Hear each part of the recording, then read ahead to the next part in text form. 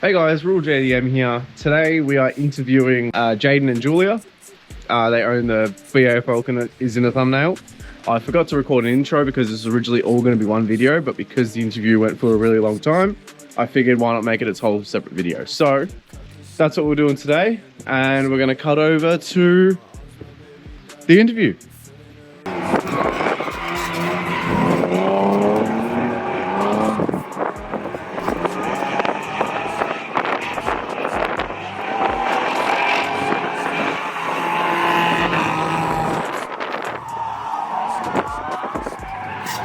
This is Jaden and Julia.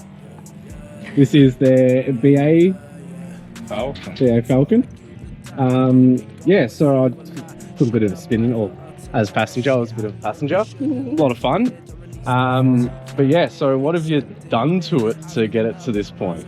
It's a relatively basic setup. The whole point of this build was to not spend too much money, which is hard going to get in the drift scene. Julia acquired this car and it sat for how many months? About 8 months on the side of the road. So it got hit in the in the rear end, in the arse end, whatever, from another car while it was sitting on the side of the road parked. Oh. And so what do? We went and bought a rear cradle, dropped that out, put it straight back and put the new one in and like fixed the problem. It was just a bent arm? Bent blade. Yeah, bent blade. So the blade runs from the chassis to the knuckle. Pretty sure that's what the terminology is, don't quote me. But that was bent, so it was actually probably an easier fix, but the lower arm was bent as well, so we just put a whole new frame under it, or rear cradle, whatever the fuck you want to call it. The cams, because it sat for so long on the side of the road, and didn't get started for 8 months, all the camshafts were extremely rusted. So yeah, we kind of winged that and just took them out and literally like no measuring and just banged the new ones straight in. So seems to be pretty happy. So normally I'm a very anal person with measurements and machining and all that stuff, but with this, no journal clearances were checked. It was just BA gas cams. I didn't even check that they were fine to go in the NA petrol ones, but I know they got different part numbers apparently. Again, don't quote me, but the things seem spicy as shit. But that was the second biggest major hurdle to get through. A big part of it was suspension. We did a big trip. The main thing was to get coilovers. I'm very stern on a nice stiff low car, very old school. I like things being slammed. I had to modify the trailer so we can even get this thing in places. So a rigid suspension setup was key. Fresh Super Pro bushes. They actually have an offset bush, so wound maximum caster into it in the front. So we nailed suspension pretty quick. And then the main thing on these things is, in any drift car I find, is the mechanical side. For that, we put in a 3-core radiator. So eBay special. Yep. Nothing crazy. I think it was, how much was it? Like $300. $300 radiator. AC delete pulley. If you're gonna use these, they're Chinese. I love Chinese people, but man, tolerances. So check your run out, your offset, your pulley, or else your belt will come off. So we got that. This car was also a gas car, so it had LPG tank, so all the gas gear had to be pulled off, which you can probably not see, but the holes have just been filled. So the gas injection system had to be removed. This is a good one for if BA people end up watching this. You can delete your ABS without a tune. Fight me, because everyone said you couldn't, and here we are. And it's as simple as looping the lines and then disconnecting the solenoid body from the electrical. It makes ticky noises, but it works. So don't come at me with tuners. It's a load of shit. It works. And we're 40 tires into this car, so prove me wrong. But yeah, that's that's a setup. Right Yeah, there. so this pretty much, I did this, I had a BMW E36, and this gives you true pedal. It eliminates running through the valving setup on the block of the ABS unit.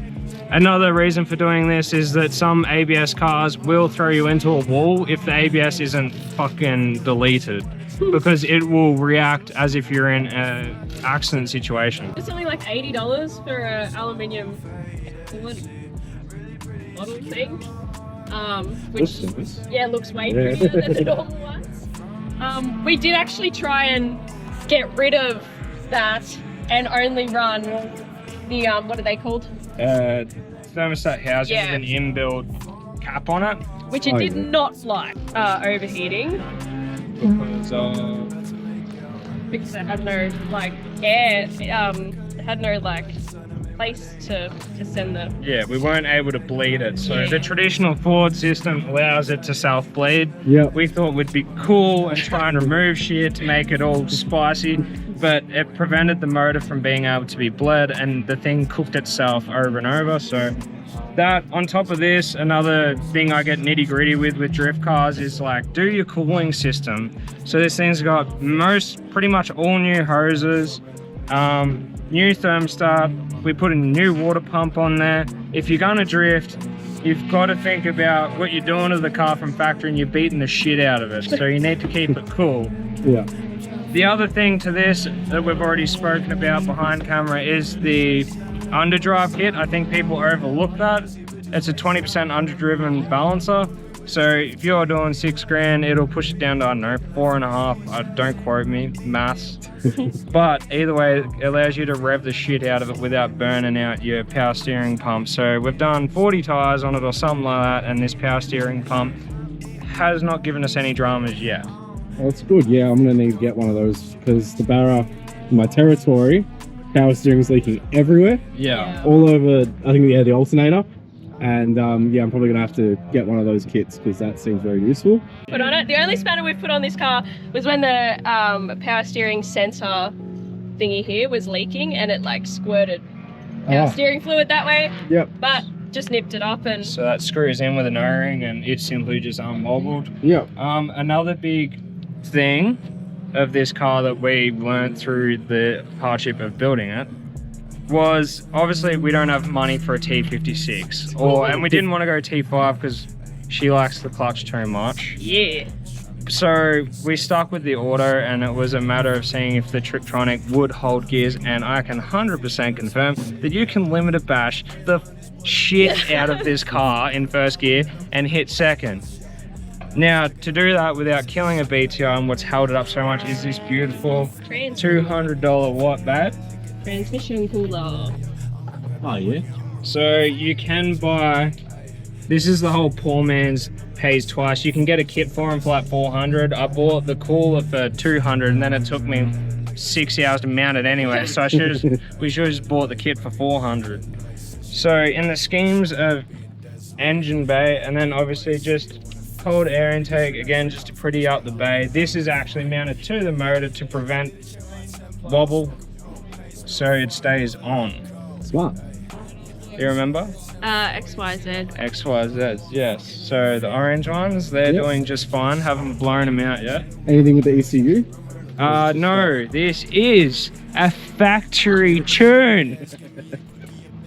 Because soft limiter saves oil pump gears. His favourite part of the car is the bride seats. Oh yeah. The fake bride seats.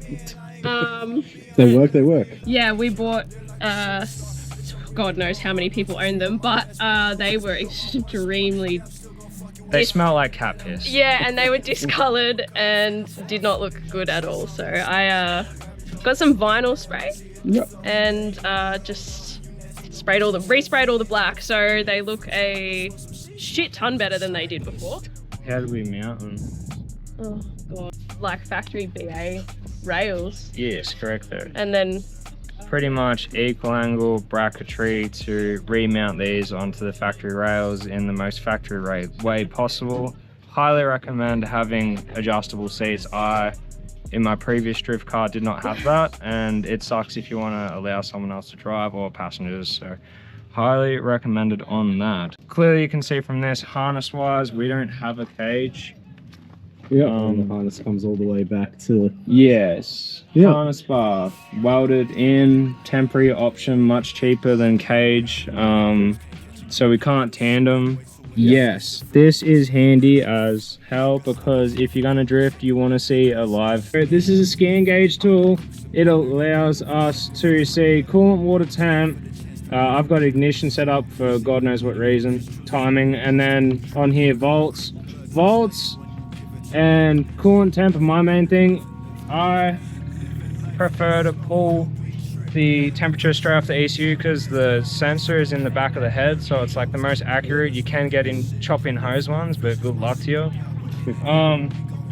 The sad thing with scan gauge tool is that the way the wiring is set up is that you can't actually pull an oil pressure signal from one of these scan gauge tools without setting your own sensor into it. So you've got to do oil pressure on a T-piece into the block. Yeah. We want that, we didn't have time for that, so it'll come with time. Yeah. Pretty much barrels are cheap. If it goes, it goes. We've done all we can. So that's that. I like actually that saved us this morning because on startup we could see that the car was hitting 105 degrees, which was odd because this digital, being able to view it digitally allows you to see the exact temperature that your water flow is coming in, cooling and opening the thermostat closing. So for us this morning, we fired it up and it hit 105 while standing still, which it should never go over 93. So a quick rock, bash on the thermostat housing to unstick it, and boom, you see what I did in the engine bay, I can then see on the scan gauge tool, which is, I am a sucker for that, I love it. So get one of them, know what's going on with your car, or else don't skid it. Yeah, fair enough. The biggest modification to this vehicle is this bad boy right here. It isn't just an inline setup, it is a full dual caliper setup. You goddamn call it to a single line which splits and then runs to our new calipers. So we've got factory caliper up top, and then we've got our secondary caliper up top, which has been mounted, and I can't say too much about it, but I will have a kit available soon. Pretty big feat in the schemes of being able to drift these cars. It's a hard thing to set up, but it's really nice to have. And it will be much better with being manual because we can't actually break the drive line. Yeah. Like we can't break the drive between the motor and so, which honestly I think it keeps everything quite happy. Yeah, that's fair. My shop is Forrest Fab, so forrestfab.com. Yeah. Oh, it's registered. Registered. It's legit. And that is the logo. Yeah. So modified, I'm gonna be focusing on B series parts just because I love them, and I'm planning to put these into a lot of other cars. So yeah, forrestfab.com and Instagram as well. Mechanically, welded diff, don't do that. If you can afford a spool, do it. We're gonna change that. Yes, welded diff, springs are too soft. Cut the first two bumps off your bump stops. And if you want to have a look under there, what do we got, gorgeous? The chains. Yeah, what do they do?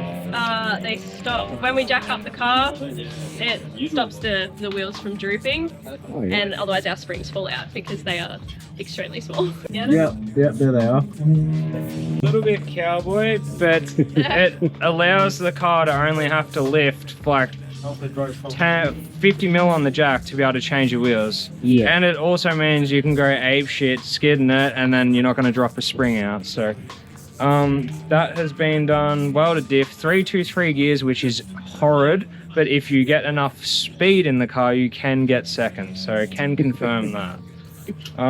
The car is still incredibly heavy. The airbags have been removed. Yes, you can get rid of them without the car not running. So it won't throw up.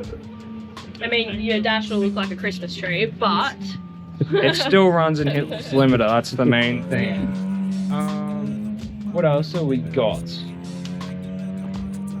That's pretty much it mechanically. And then visually, Who did that? Me, I did. There's not really a whole lot to say about it. I mean, it kind of just it is what it is, but it was a lot of work, a lot of hours in designing. Yeah, we spent some late nights up doing this. I actually put the last piece of vinyl on the night before the day before our first drift event, so it was pretty full on. It's all layered vinyl. Obviously all the grey is fully wrapped and all the rest, the black, the silver, is all layered. There's no printing, it's all cut individually and layered on top of each How other. can you tell the difference between a layered and printed vinyl? All these beautiful lines that make it look extremely 3D. But this was the second car that I have ever put a livery on. So baby, take me on remind about the calls we had. Sometimes I wonder why I never fucking call you back. Got me feeling crazy, feel regret, but why do we ignore it? That's tough connection. I actually can't give you a specific date that I started Ungoverned Vinyl because it kind of just gradually worked up into this. But I know I've probably been doing it, I don't know, a few months before. It was in July. There you go, in July. Well, this is Carlos, Free Flow creator. And he threw me in the deep end. I was actually just starting out printing, cutting little stickers and stuff for cars, window banners, and this guy threw me in the deep end and was like, do you want to do my whole livery? And I was like, say less. Because what I wanted to do, I wanted to support local people, and Julia is my friend, and her talent, I couldn't say no. You know? He believed in me. He believed in me. And as you can see, she pulled off a great job. It does look very nice. Just don't look at the roof bumper. Yeah. Did see that. Brought us all together Yeah. as one big engineering, vinyl, and the place to Drifting. do it all. Yeah. That's it. So you can, the reason why I have Free Flow here is to give everybody a chance to grow in all aspects, not just drifting, with their businesses, with their friendships, with just feeling like they belong somewhere, feeling safe, and that's it. And when I started out drifting, we didn't have anything like this. I've been drifting for about maybe 8-9 years now, and back then you did have your small communities that did do all the drifting and stuff, but it slowly died off and it became more of like a group, cliquey type thing, and it just wasn't what I was envisioning for drifting. So I thought I wanted to drift, I wanted to teach my business partner how to drift, so hit up Winton, said hey, how do we run the skid pan, and now we're here. Here we are. I met this man with one small message, and now I get to see him every time. Yeah, and together, I don't know, it's only the start. There's plenty of bigger events. We've got a car that we can't tell anyone what we're doing, but it does involve BA running gear. So. But how much weight are we taking out of it? I have no idea. There's not much. He doesn't like it because he's an SR20 boy. Well, But 600, 800 kilos out of that car. It'll be as nimble as an SR. But we've got some stuff coming. He's got some stuff coming. So stay tuned, everyone. Yeah. Thank you for that. Thanks for watching today's video, guys. I forgot to record an outro as well, so figured I'd just do that quickly. Rural JDM here. I'll see you in the next one. Running a race, but I just can't keep up. Visually tripping in my mind, don't know what's happening. Stuff, she keep on yelling.